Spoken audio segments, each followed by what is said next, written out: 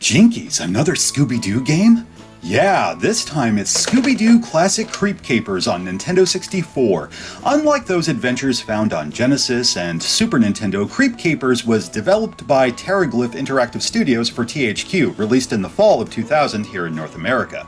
As you can see, it's still an adventure game, though it bears a striking resemblance to another, yes, it's Resident Evil with Scooby-Doo.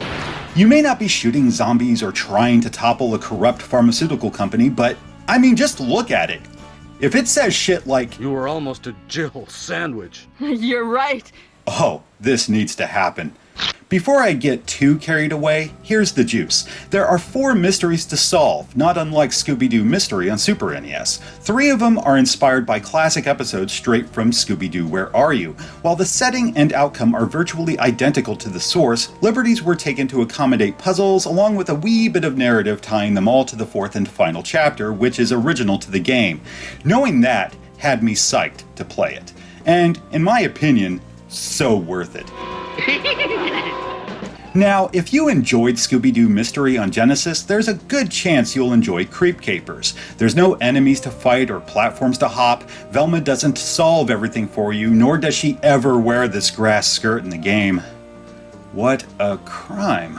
Although you do collect various items to trap your ghostly tormentor, hunt for keys, and so on. Regardless, you won't have Velma telling you what does what, where, and when. Players must figure it out on their own. One other thing it shares in common with Super NES is that there's a fright meter. You can bring it down with Scooby Snacks or a trip to the kitchen. I know it's that same bonus game, however you can do this whenever the hell you want and it will replenish your health without fail. So what frightens Shaggy and Scooby here?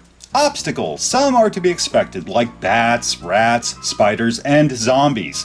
Then we have animatronic dinosaurs, logs, saws, fucking lava, and much more. Not to mention the ghastly ghoul you're trying to debunk. Once you've found all the clues and items needed for traps, Shaggy and Scooby lure Big Bad into trap, big reveal, you know the drill. Oh, you want to hear the best part? You can save your game using the memory pack. 3 slots in total, and it doesn't consume that many blocks. Those passwords can suck a dick. Alright! Really, it's like Creep Capers took arguably the best elements from both versions of Scooby-Doo Mystery, then put them in a blender.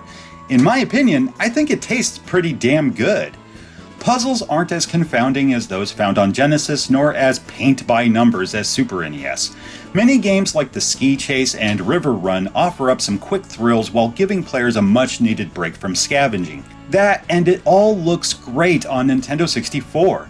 I know a lot of folks bitch about the blurry textures and persistent fog, but it's Nintendo 64. I can't penalize every game for that shit. And honestly, I think we have some nice detail here. Every episode has its own distinct look and feel. The colors fucking pop, yet the environments still look appropriately spooky thanks to light sourcing and minimal use of fog. Character models match their 2-dimensional doubles from the series quite nicely, and call me crazy, but I'm loving it. My favorite mystery is the last, for it's wholly original and it's got atmosphere out the ass. The maze of stone littered with zombies, the spiraling ascent at the start, this fucking mirror, as well as this hallway. Not gonna lie, that shit made me jump my first go. Bravo. Again, music and sound effects are on point. The theme is especially faithful, minus the lyrics. Although the voice samples are crisp, there's quite a few of them in fact. Yeah, let's roll. I am legitimately shocked this game doesn't get more attention. If I have any issues, it's the control. Not that they're bad, but games that employ fixed camera angles like this tend to fare better with tank controls. Since this feels a lot like Resident Evil, I had a hard time adjusting to this layout. In Resident Evil, no matter where your character is facing, you always push up to walk forward.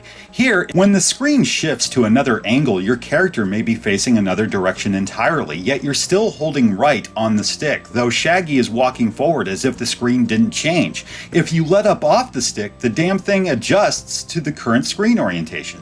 It took me a while to wrap my head around that shit, so I look as if I'm a drunken idiot half the time. Otherwise, controls are responsive and hit detection solid. This comes down to preference more than anything. Some will like it, others won't. Like I don't think he believes us.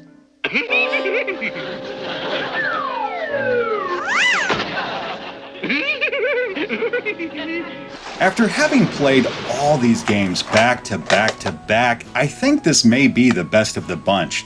That, or at least on par with Genesis. You have 4 eerie mysteries, plenty of puzzles, a save feature, great visuals, clear audio, and a lot of charm.